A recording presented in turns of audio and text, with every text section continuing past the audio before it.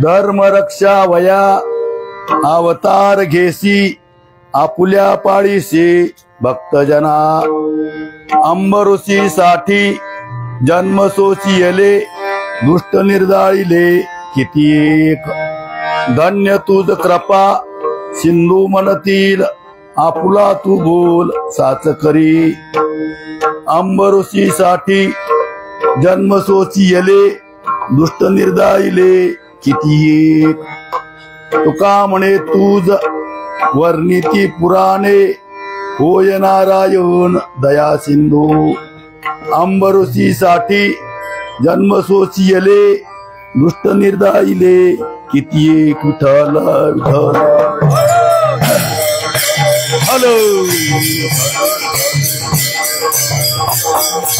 पांडुरंग करू प्रथम नमन पांडुरंग करू प्रथम नमन दुसरे चरणा संदासिया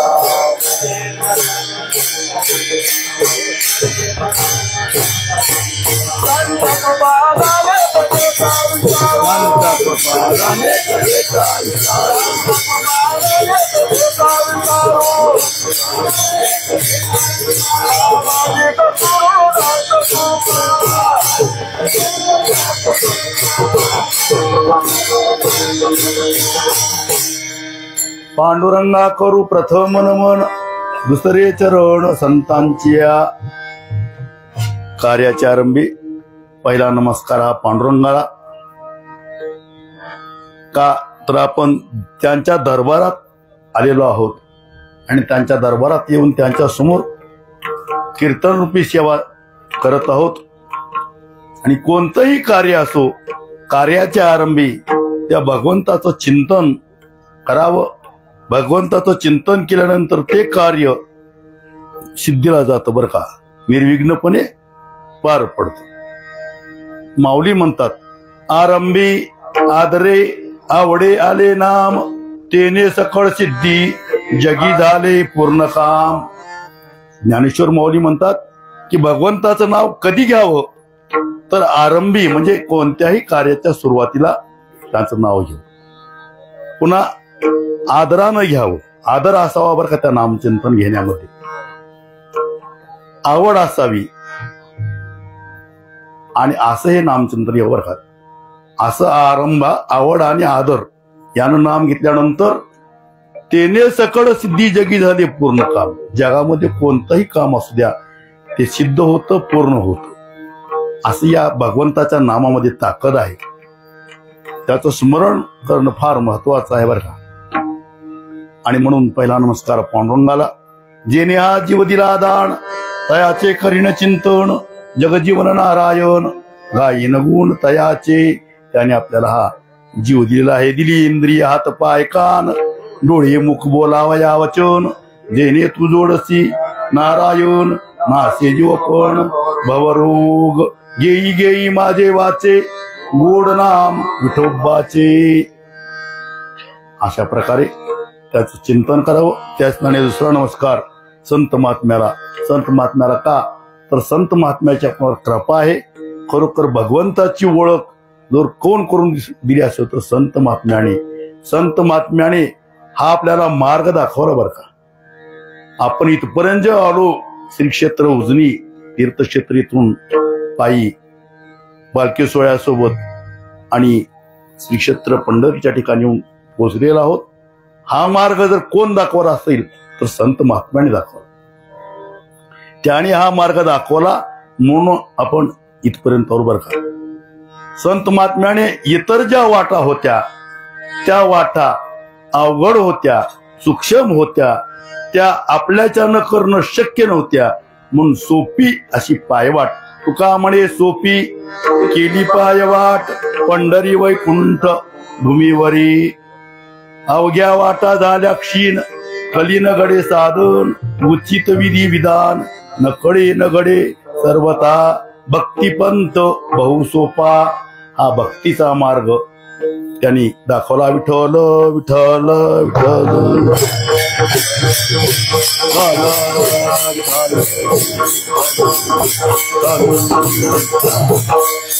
आणि असा मार्ग संत महात्म्याने दाखवला. गणेशनाथ महाराजांनी मार्ग दाखवला.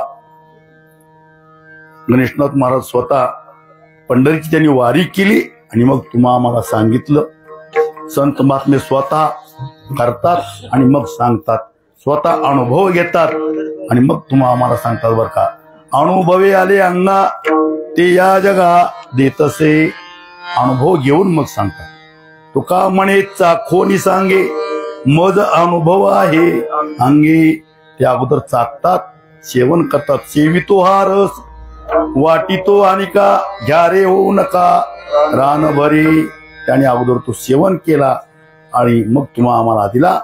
आणि असा हा मार्ग त्यांनी दाखवला. म्हणून संत महात्म्याचे आपल्यावर फार मोठे उपकार आहेत. किती उपकार आहेत, कितीतरी त्यांच्या उपकारातून उत्तीर्णता आपण होऊ शकत नाही. केले उपकार सांगू काय.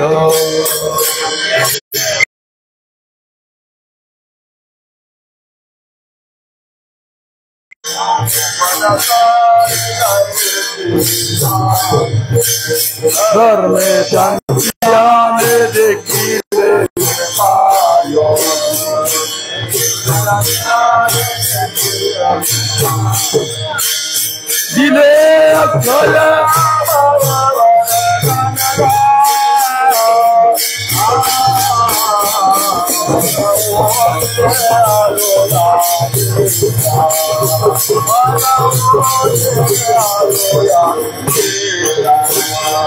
दिले अक्षय अभय दानगा.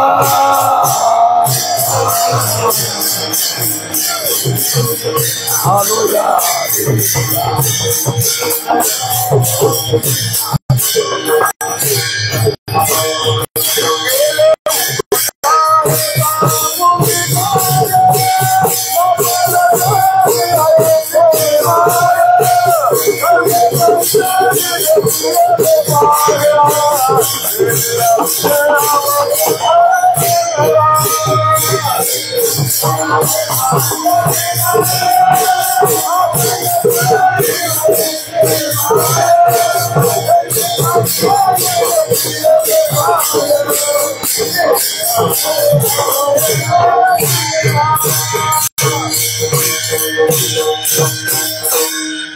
संत महात्मे तुम्हा जीवावर जो उपकार करतात तो उपकार कोणी करू शकत नाही बरं का. म्हणून केले उपकार सांगू मी काय, बाप न करी ऐशी माय, धर्मे त्यांची आणि देखील मी पाय, दिले अक्षय अभय दानगा, असे उपकार ते करतात. म्हणून दुसरा नमस्कार संत महात्म्याला. का तर संत महात्म्याची कृपा किती आहे की ज्याने त्या संत महात्म्याची सेवा केलेली आहे, संत महात्म्याच्या वचनानुसार जे वागलेले आहे. तुका म्हणे शेष सेविना आवडी, वचन न मोडी, बोलिले ते. त्या वचनाप्रमाणे जे वागतात, त्यांचं वचन जे पाळतात, त्यांचा उद्धारच होतो. आणि म्हणून संत महात्म्याला दुसरा नमस्कार. आज आपण सर्व वारकरी मंडळी, सर्व भाविक मंडळी पंढरीच्या ठिकाणी दर कोस दर मजूर करीत पायी चालत आलेलो आहोत. आपला हा संत सद्गुरू गणेशनाथ महाराजाचा हा पालखी सोहळा, रथयात्रा हा 73वा आहे. आणि जवळजवळ ही काही तिसरी पिढी, काही दुसरी पिढी आणि काही चौथी पिढी असे याच्यात गुंतलेली आहे. आणि याच्या पुढली पिढी तयार होत आहे. आणि म्हणून असा हा सोहळा हा चालत आलेला आहे. आणि त्यानिमित्तानं आज रामनवमीचं कीर्तन सेवा आहे. आणि या कीर्तन सेवेच्या सुरुवात करत असताना सांगायचं की आजचा खरोखर दिवस हा फार मोठा भाग्याचा आहे, फार मोठं भाग्य आहे बरं का. आणि कसं काय म्हणा तर मर्यादा पुरुषोत्तम कर्तुम अकर्तुम अन्यथा कर्तुम शक्ती ज्यांच्याकडे आहे असे मर्यादा पुरुषोत्तम प्रभू रामचंद्र भगवान रामचंद्र यांचा हा आज अवतार महोत्सव आहे बरं का. जन्मोत्सव म्हणतो तू, जन्मोत्सव नाही बरं का. जन्मोत्सव हा तुमचा आमचा भगवंताचा आणि संताचा हा अवतार असतो. आणि त्या अवताराच्या पाठीमाग फार मोठं प्रयोजन असतं. सहजासहजी संत महात्म्याचा आणि भगवंताचा अवतार होत नाही. अवतार होण्याकरता बरीचशी कारणं असतात. आणि ज्यांच्या उदरामध्ये ते अवतार घेतात त्यांच्याकडून फार मोठी तपश्चर्या, फार मोठं पुण्य घडलेलं असतं. दशरथाने पुण्य केले कोट्यान कोटी, म्हणून या कोटी राम आले. भरपूर पुण्य त्यांनी केलं होतं. म्हणून पवित्र ते कुळ, पावन तो देश, जेते हरीचे दास जन्म घेती. आणि असे हरीचे दास आणि भगवंत यांचा अवतार आहे. आणि म्हणून असा हा अवतार उत्सव आज साजरा करायचा आहे. आणि त्यानिमित्तानं श्रीमंत श्री जगद्गुरु तुकाराम महाराजांचा अवतार उत्सव या प्रकरणातील हा अभंग घेतलेला आहे. गेल्या वर्षी वेगळा अभंग होता, आम्हासाठी अवतार मत्स्य कुर्मादी सुकर. आणि याच्या अगोदर बरेच वेळेस हा अभंग घेतला होता की धर्म रक्षावया अवतार घेसी, आपल्या पाळीसी भक्तजना. भगवंत हा अवतार घेतो. कधी घेतो तर धर्माचं रक्षण करण्याकरता घेतो. आणि धर्माचं रक्षण करण्याकरता भगवंत स्वतः अवताराला येतो. तसं जर पाहिलं तर भगवंताच्या अवतार आणि संताच्या अवतारमध्ये फरक आहे बरं का. मी परवा षष्टीच्या आणि बिजूच्या कीर्तनात गावात सांगितलं की ज्या वेळेस या पृथ्वीवर पाप जास्त होतो, दैत्य राक्षस ही प्रवृत्ती ज्या वेळेस वाढती आणि त्यावेळेस त्याचा नाश करण्याचा असतो, त्यावेळेस भगवंत अवतार घेतो. आणि ज्या वेळेस या पृथ्वी तलावर उपदेशाची गरज असते, उपदेशाचा अभाव असतो आणि उपदेशाचा अभाव असल्यामुळं त्यावेळेस संत महात्मे अवतार घेऊन आम्हाला उपदेश करतात. इतका मोठा फरक आहे. भगवंत अवतार घेतो, अवतार घेऊन काय करतो तर घेऊन या चक्र गदा हाची धंदा करीतो, भक्ता राखे पायापासी दुर्जनासी संवारे. भक्ताचं रक्षण करतो, दुर्जनाचा संहार करतो. पण संत महात्मे अवतार देतात की अवतार तुम्हा घ्यावया कारण उद्धाराया जन. जडजीव या जड जीवाचा उद्धार करण्याकरता संत महात्मे अवतार घेत असतात. आणि यावेळेस आपल्याला ज्या अवतार उत्सवाचं आपल्याला वर्णन करायचं आहे तो भगवंताचा अवतार आहे. आणि हा अवतार भगवंत घेतो वेळोवेळी ठिकठिकाणी ज्या ज्या वेळेस जशी गरज पडेल तसं भगवान हा अवतार घेतो आणि अवतार घेऊन भक्ताचं रक्षण करतो. या अभंगाच्या पहिल्या चरणात सांगतात.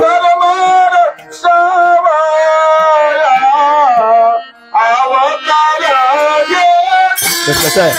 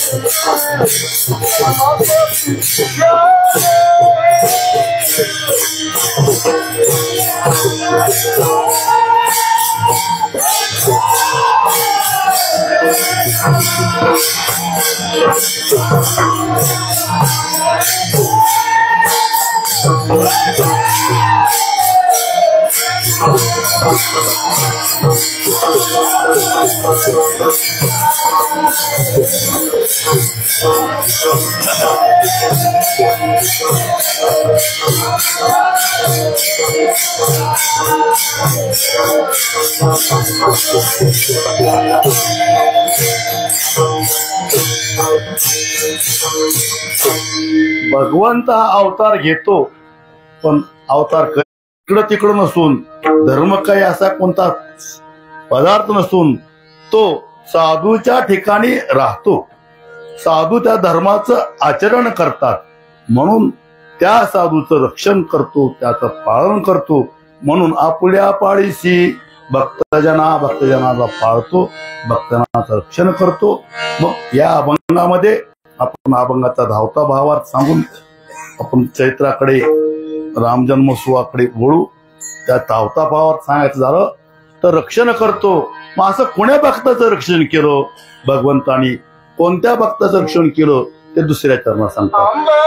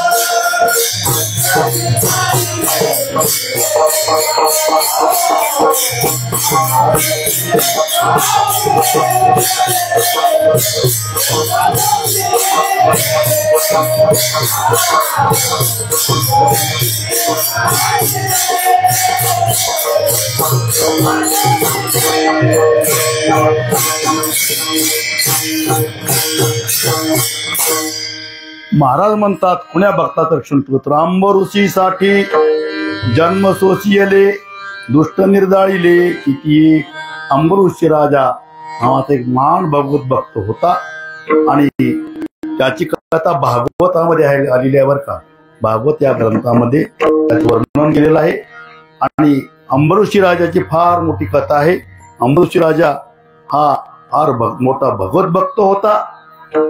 त्याचं व्रत होतं द्वादशी व्रत होतं बरं का. एक अभंग आहे महाराजाचा, एका एका भक्ताचं एक एक व्रत होतं बरं का. अंबऋषिकारने द्वादशीचा छंद तेने परमानंद प्रगटाला.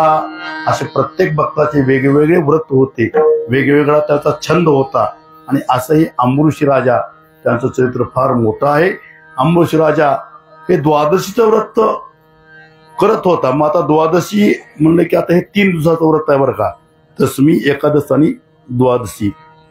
महाराजांनी अभंगामध्ये उल्लेख केलेला आहे एकादशी महात्म्याच्या वेळेस. एकादशी महात्म्य दशमी व्रताचा आरंभ इथून वर्णन केलं आहे बरं का. या व्रताचं 3 दिवसाचं हे व्रत आहे. दर 15 दिवसाला ही एकादशी येत असते आणि हे 3 दिवसाचं व्रत आहे. दशमी दिवशी फक्त एक वेळेस भोजन करायचं, एकादशी निराहार आणि द्वादशी सूर्य उगवत वेळेस सोडायचं द्वादशीचं पारण सूर्य उगवायला. असं हे व्रत आहे. आता ते आपल्याच्यानं करणं शक्य नाही. मी मागास सांगून गेलो की व्रत फार अवघड आहेत बरं का. हे व्रत आपल्याच्यानं करणं शक्य नाही का.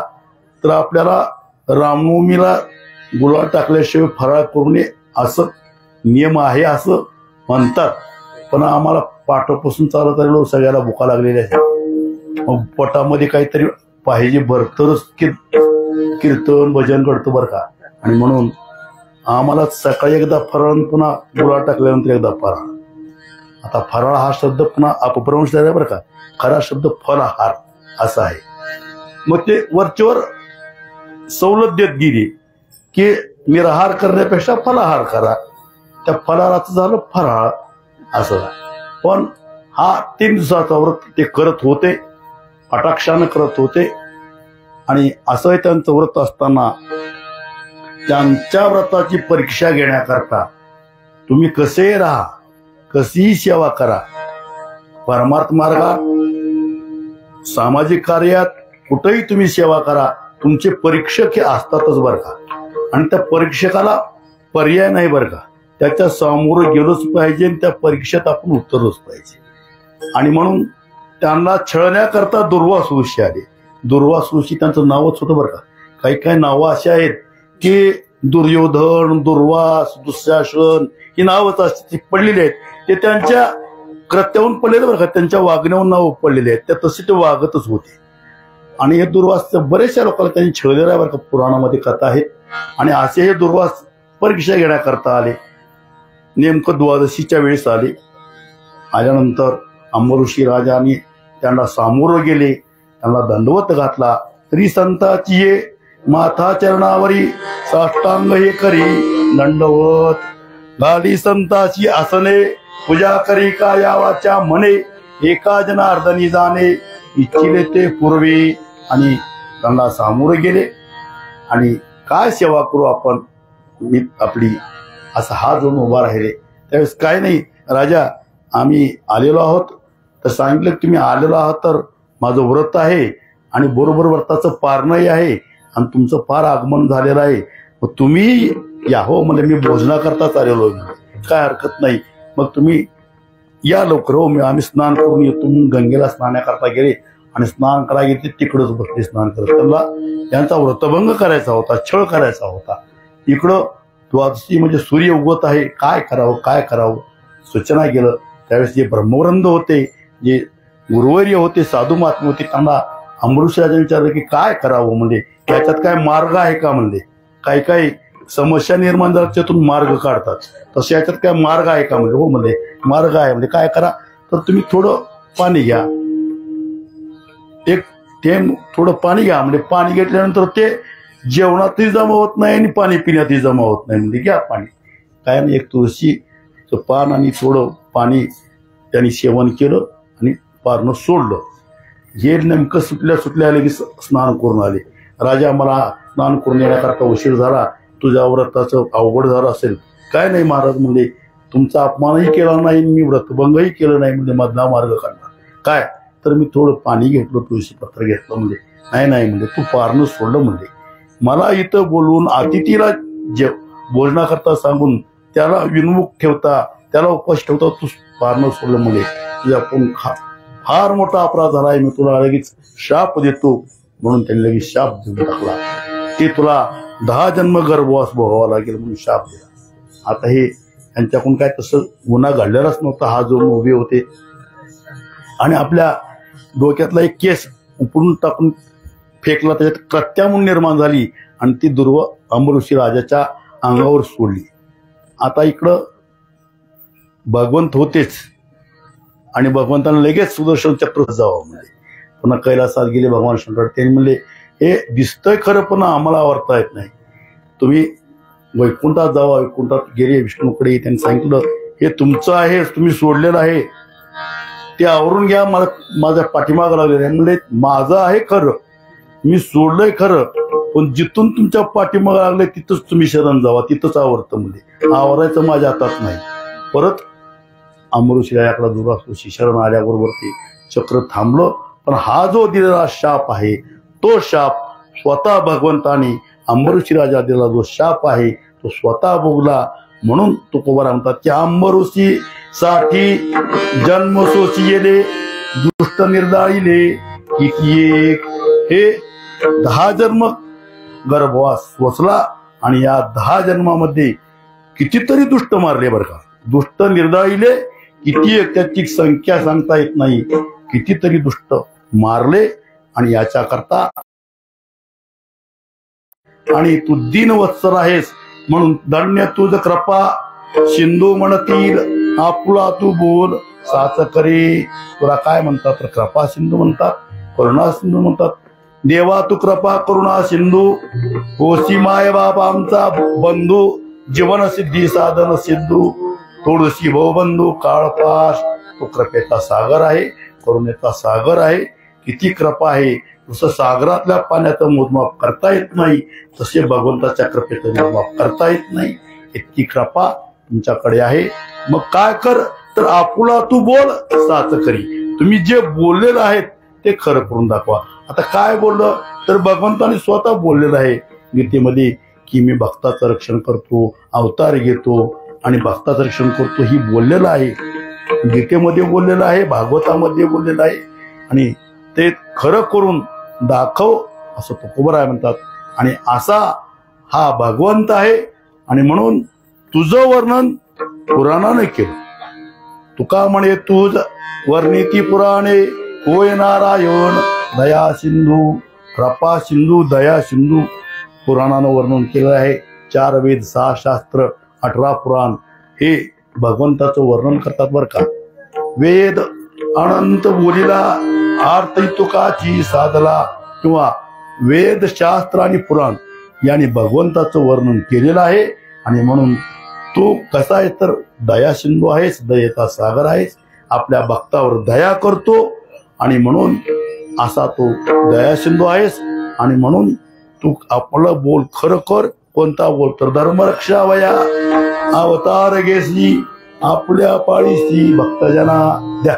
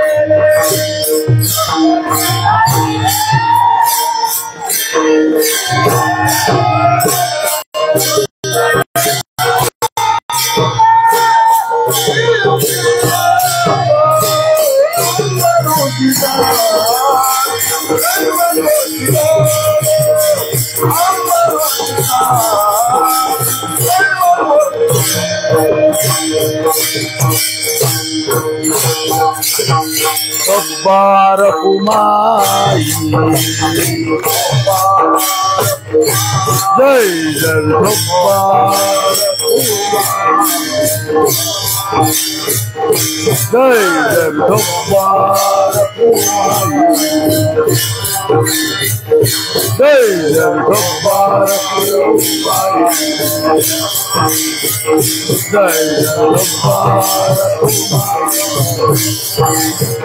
जय जय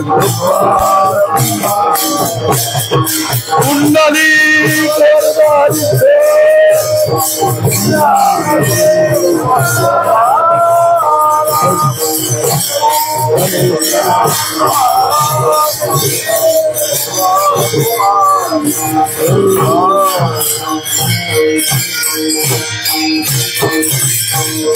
धर्म रक्षावया अवतार घेसी आपुल्या पाळीसी भक्तजना.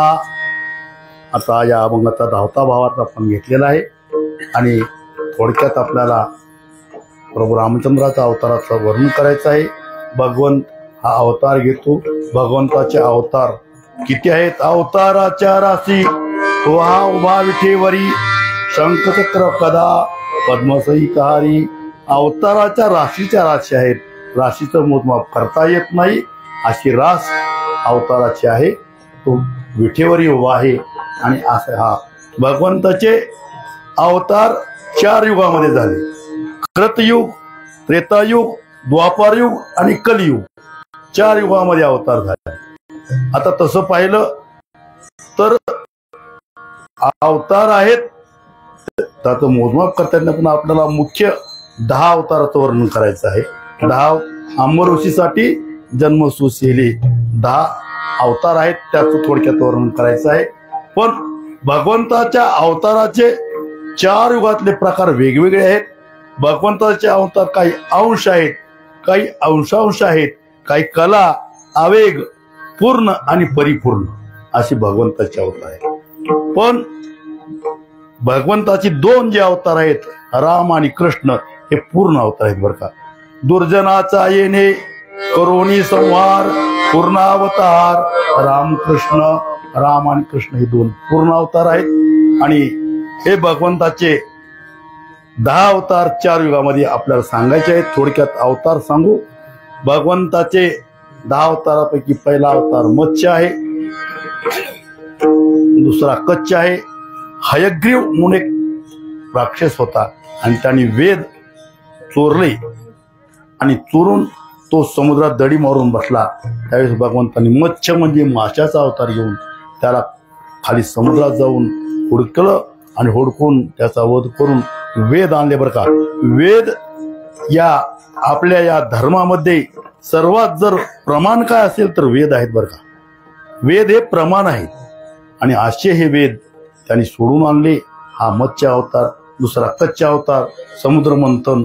ज्यावेळेस दुर्वासुरीच्या शापानं इंद्राची संपत्ती समुद्रात पडली होती आणि समुद्रात पडल्यानंतर ती काढाची ठरली. मग एकीकडे देव एकीकडे दानव समुद्र मंथन करण्याचं ठरलं. मंथन करण्याकरता मंदिराचल नावाचा पर्वत, त्याची रवी केली, वासुकी नावाचा साप केला. एकीकडे दानव म्हणजे राक्षस, एकीकडे देव. ते मंथन करत असताना मंथनच होईना गेलं बरं का. आता मंथन हा प्रकार पूर्वी होता, पुन्हा गोकुळाच्या ठिकाणी होता आणि आतापर्यंत चालत आला होता. याच्या पुढे आता मंथन हा शब्द बंद. मंथन म्हणजे काय याच्या पुढे कुणाला माहिती व्हायचं असा प्रकार आहे. मग हे करायचं ठरलं आणि मग मंथन ती रवी फिरत नव्हती. त्यावेळेस भगवंतांनी कच्छ म्हणजे कासवाचा अवतार घेऊन त्या समुद्राच्या खाली पाठ दिली आणि समुद्राचं मंथन झालं. त्याच्यात 14 रत्न निघाले. हा विषय फार वेगळा आहे, पण असा हा कच्छ अवतार. मत्स्य, कच्छ, वराह, हिरण्याक्ष हा राक्षस. हिरण्यकशिपू आणि हिरण्याक्ष हे 2 भाऊ होते. हिरण्याक्षाने काय केली, पृथ्वी काखेत मारली आणि पाताळात जाऊन दडून बसला. त्यावेळेस वराह अवतार घेतला. वराह म्हणजे दुःखाचा अवतार आहे बरं का. आणि हा वराह अवतार घेऊन पाताळात जाऊन त्या हिरण्याक्षासोबत युद्ध करून पृथ्वी सोडून आणली. हा वराह अवतार. पुन्हा वामन. वामन हा अवतार हा बळीराजा, एक दैत्य राजा होता बरं का बळी. आणि त्यांनी 100 यज्ञ करायचे ठरवले. 100वा यज्ञ पूर्ण होणार तर इंद्राला चिंता पडली की आता 100 यज्ञ केले की आपलं पोत जातं, म्हणून तो भगवंताकडे शरणाला आणि भगवंताने वामन हा अवतार बटुवेश धारण केलं आणि त्या बळीराजाच्या ठिकाणी 3 पावलं भूमिदान मागितलं आणि त्या 3 पावलामध्ये एका पावलामध्ये भगवंतांनी संपूर्ण पृथ्वी व्यापून टाकली. दुसऱ्या पावलामध्ये स्वर्ग पाताळ व्यापून टाकलं. तिसरा पाऊल कुठं ठेवायचं आलं तर बळीनं आत्मनिवेदन भक्ती केली बरं का. आता फार मोठी कथा आहे, आपल्याला सांगायला वेळ नाही. आणि त्या आपलं डोकं ठेवलं, डोक्यावर पाय ठेवला आणि त्याला पाताळात घातलं. असा हा वामन अवतार. आणि नरसिंह, मत्स्य, कच्छ, वराह, वामन आणि नरसिंह कृतयुगात झाले बरं का. नरसिंह अवतार तुम्हाला पुढे कथा आहे. हिरण्यकशिपू करता अवतार घेतला. भक्त प्रल्हाद याचं रक्षण केलं, हिरण्यकशिपूचा वध केला. हिरण्यकशिपूची फार मोठी कथा आहे. त्यानं खडतर तपश्चर्या करून वर प्राप्त करून घेतला होता की मला घरात नको, बाहेर नको, मरण रात्री नको, दिवसा नको, पशुकडून नको, मानवाकडून नको, दानवाकडून बरंचसं मागून घेतलं होतं. त्याचा वध करण्याकरता भगवंताला नरसिंह हा अवतार घ्यावा लागला आणि त्या हिरण्यकशिपूचा वध केला. असे हे 5 अवतार त्रेतायुगात. आणि पुन्हा त्रेतायुगामध्ये प्रभू रामचंद्र, परशुराम आणि राम. परशुरामाचा तुम्हाला सर्वांना कथा माहित आहे की त्यावेळेस पृथ्वीवर क्षत्रिय इतके मातले की परशुरामानं 21 वेळा पृथ्वी निक्षत्रिय केली बरं का. आणि निक्षत्रिय केली, एवढा मोठा प्रताप केला बरं. परशुरामाची कथा फार मोठी आहे. जमदाग्नी ऋषी होते आणि जमदग्नी ऋषी जे हे परशुराम अवतार होता बरं का.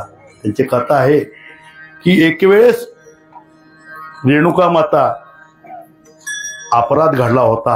आता तो कथा भाग फार मोठा आहे, पण तो अपराध घडल्यानंतर सांगितलं परशुरामाला. त्याच्या अगोदर त्याची दुसरे चार मुलं होते. प्रत्येक मुलाला सांगितलं की तुम्ही तुमच्या आईचा वध करा. त्यांनी केला नाही. परशुराम हा मुलगा होता आणि त्यांनी सांगितलं तुझ्या आईचा वध कर म्हणजे. वडिलांनी सांगितल्याबरोबर लगेच त्यांनी वध केला. आता मी तुझ्यावर प्रश्न झालेला काय मागायचं, एकच मागणी मागितली की माझी आई जिवंत करा आणि मी मारलं हे स्मरण तिला होऊ नये, असा वर मागून घेतला. असा हा परशुरामाचा अवतार आहे. आणि मग हा आपल्याला आज वर्णन करायचा आहे तो प्रभू रामचंद्राचा, पुन्हा द्वापार युगामध्ये भगवान श्रीकृष्णाचा, पुढे बौद्ध अवतार आणि त्यानंतर पुढे कलंकी अवतार, असे 10 अवतार आहेत. आज आपल्याला ज्या अवतार कार्याचं वर्णन करायचं आहे तो अवतार म्हणजे अयोध्याचा राजा. तो कोण? अजराजा. अजराजाचा पुत्र दशरथ राजा. आणि दशरथ राजा हा फार मोठा सात्विक होता, फार मोठा राजा होता, सूर्यवंशी राजा होता आणि फार मोठं ऐश्वर्य होतं, पण संतती नव्हती, मुलगा नव्हता. त्यावेळेस त्याला दुःख वाटू लागलं की एवढा ऐश्वर्य आहे. आता त्याला ऐश्वर्य आयुष्य मर्यादाचं सांगायचं तर आयुष्य मर्यादाचं वर्णन केलं बरं का नामदेव महाराजांनी अभंगामध्ये. कुणाला किती आयुष्य, कुणाला किती आयुष्य. तर दशरथ राजाचं आयुष्य सांगतो, दुसऱ्या आयुष्यभर सांगायला वेळ नाही. 99 सहस्त्र राजा दशरथा एवढा आयुष्य होतं. 99,000 वर्ष त्यांना आयुष्य होतं. आणि असा हा राजा, पण त्याला संतती नव्हती. पुत्रहीनस्य मे राज्य सर्व दुःखाय कल्पते. त्याला दुःख झालं होतं. आणि मग एक वेळेस देवदानवाचं युद्ध असताना स्वर्गामध्ये देवाला सहाय्य करण्याकरता दशरथ राजा गेला होता. आणि दशरथ जात असताना कैकेयी आवडती राणी तीही हट करून त्यांच्या बरोबर गेली होती. आणि दैत्यगुरु शुक्राचार्यासोबत युद्ध होतं बरं का. आणि युद्ध करत असताना त्यांनी काय केलं तर दशरथ राजाचा रथाचा जो आख होता तो मोडला. त्यावेळेस कैकेयीनं कळू दिलं नाही. खाली उतरून मध्ये हात घालून तो रथ सावरला. त्यांनी युद्ध जिंकलं, देवाचा विजय झाला. आणि त्यावेळेस त्यांनी पाहिलं दशरथ तरी कैकेयीनं हे कार्य केलेलं आहे. कैकेयी तुझ्यावर प्रसन्न आहे, काय मागायचं आहे ते माग. तिने सांगितले की मी ज्यावेळेस प्रसंग पडेल त्यावेळेस मागेल. मग इंद्र त्यांच्यावर समाधान झालं. इंद्राने सांगितलं की राजा तुला पुत्र नाही, तू काय कर तर पुत्रकामेष्टी यज्ञ कर, तुला पुत्रप्राप्ती होईल. त्याच्या अगोदर एक फार मोठी कथा आहे. वेळ किती आहे? 4 मिनिटात आता काय कथा सांगायची असो. आणि मग त्यावेळेस दशरथ राजाने पुत्रकामेष्टी यज्ञ केला. विभांडक ऋषीचा मुलगा ऋषी शृंग त्याच्या हस्ते पुत्रकामेष्टी यज्ञ केला. आणि फार मोठी कथा आहे बरं काही. आणि मग वशिष्ठ गुरु होते, त्यांच्या सांगण्यावरून तो यज्ञ केला. यज्ञामधून यज्ञ नारायण प्रसन्न झाला, पायसपत्र दिलं आणि सांगितलं की वशिष्ठा हे पायसपत्र हा जो प्रसाद आहे तो तिघी राण्याला तो देऊन टाक आणि हा प्रसाद लवकर भक्षण करा, उशीर केला तर विघ्न होईल. सांगितल्यावर आता त्यांनी न्यायाप्रमाणे थोरली कौशल्य होत्या. थोरला पहिला भाग कौशल्य, दुसरा सुमित्रेला, तिसरा कैकेयीला दिला. कैकेयीला पुन्हा रुसली का तर मी पट्टराणी असताना तिला काय दिला म्हणून रुसून असंच हातात प्रसाद घेऊन बसली रडत. त्यात घार आली पिंड गारीने दडपिला, अंजनीने तो सेवीला गारीनं पिंड गेला. मग रडत बसल्यानंतर मोठी माणसं थोरल्या दोघीने आपल्यातला अर्धा भाग तिला दिला. तिघी राणीने ते प्रसाद सेवन केला आणि तिघी गरोदर झाल्या. आणि गरोदर असताना कुलगुरु वशिष्ठ सांगे नरपवरा असतील गरोदर जिया कांता धर्मशास्त्र ऐसे डोळे पुसावे तिचे पुरवावे मनोरथ. आणि धर्मशास्त्राप्रमाणे वशिष्ठांनी सांगितलं की तिन्ही राण्या गरोदर आहेत, त्यांचं डोळं विचारा म्हणल्यावर त्यावेळेस दशरथ राजा सुरुवातीला कैकेयीकडे गेला. का तर पहिल्यासारखं विघ्न होऊ नये म्हणून कैकेयीकडे गेला. आणि कैकेयीला जाऊन आता ते कशी होती काय होती नामदेव महाराजांनी फार मोठं वर्णन केलं बरं का. मूळ गाथेत इतकं मोठं वर्णन आहे की सुंदरपणाचा अभिमान म्हणे त्यावर गर्भिणी नामा म्हणे की दशरथ राजाला येतात बघताच देखता नाही मी पहुडली.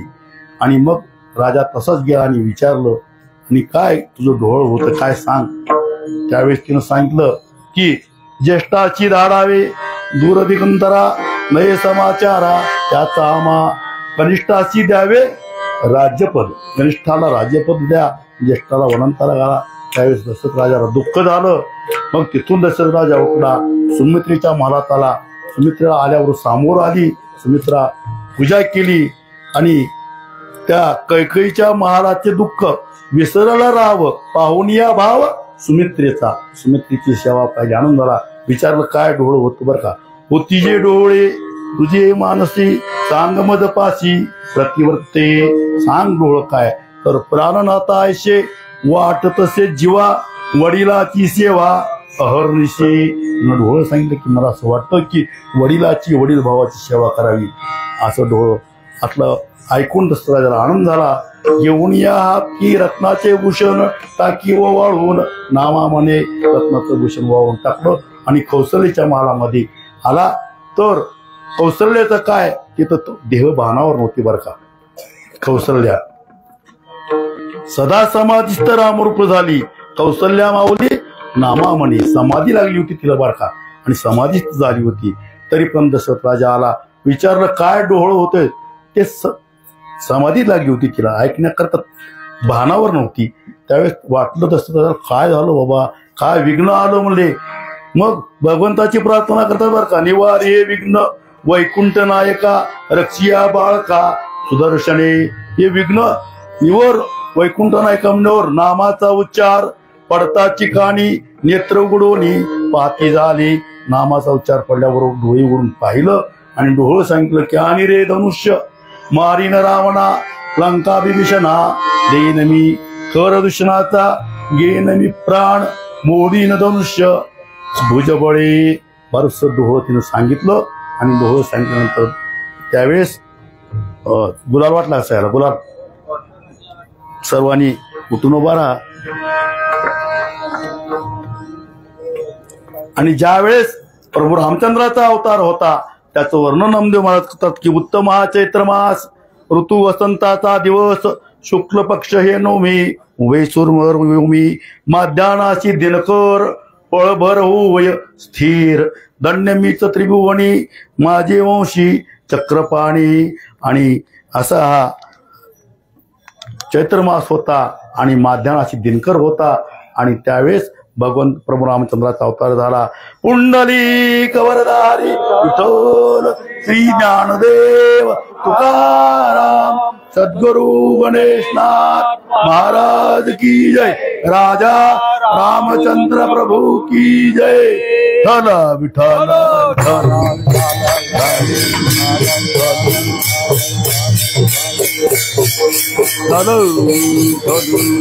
बसून घ्या, बसा बसा बसा. Hello hello hello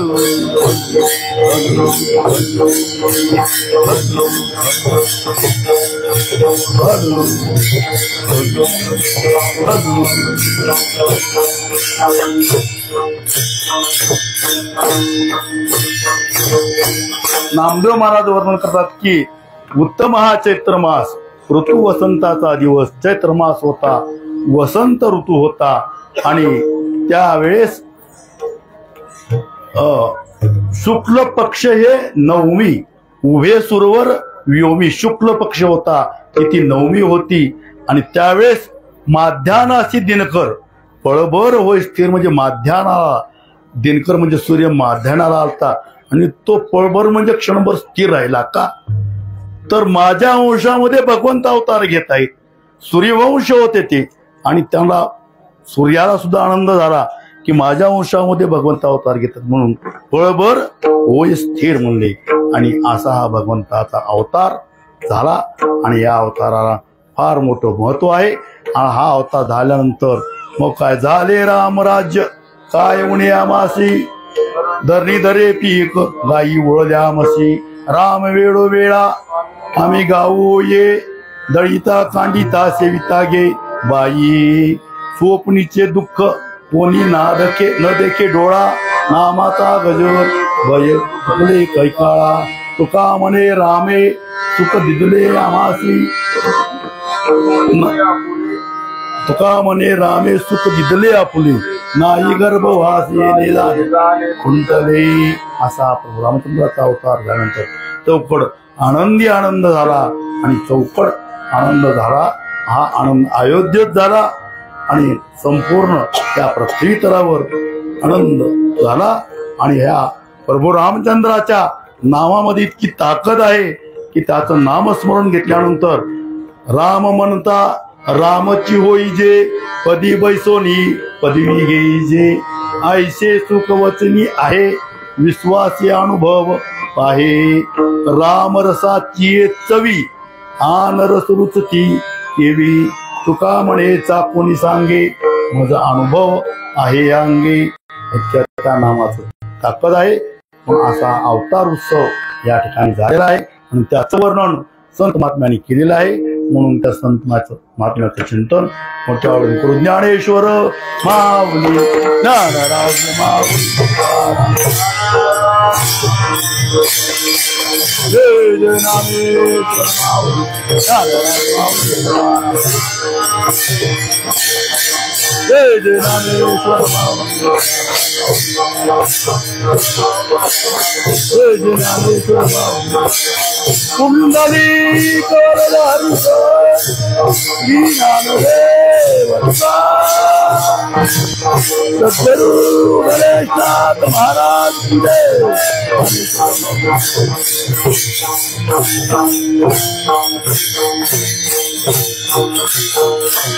Ganeshnath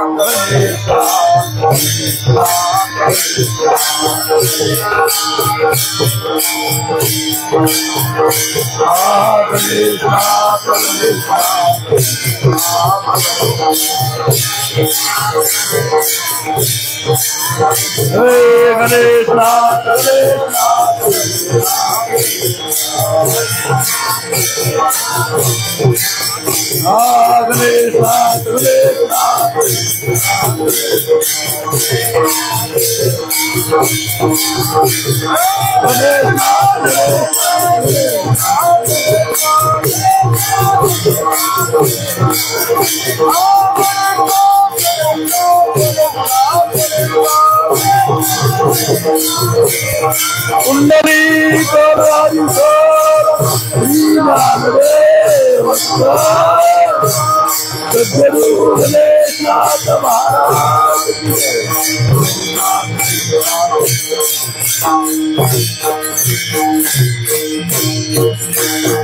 Tukaram Tukaram Tukaram Tukaram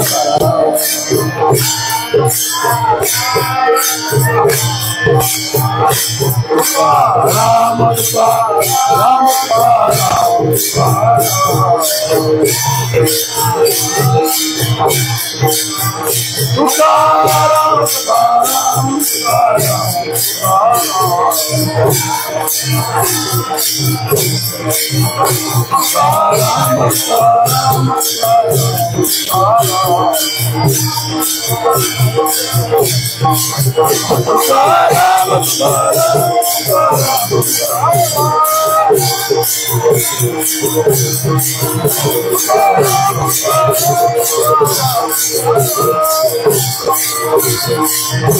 कुंडली करधारी श्री ज्ञानदेव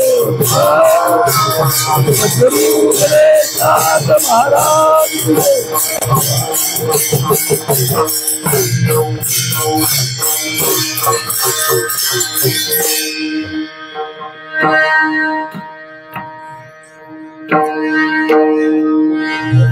तुका म्हणे तुझं वर्णिती पुराणे.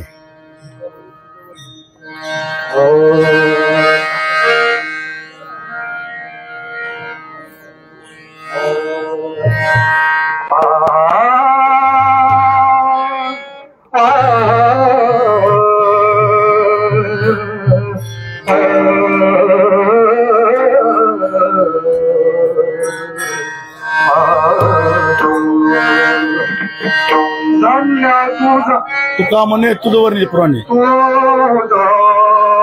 वर्णिती पुराणे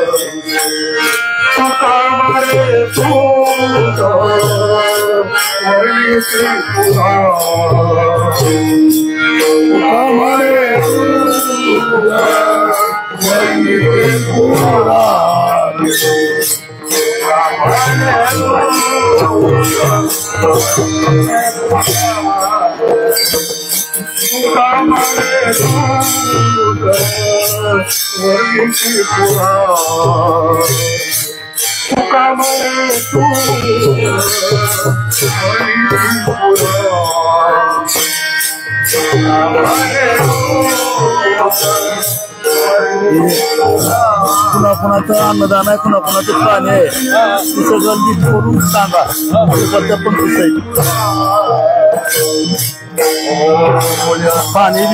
पाणी सगळं दया सिंधू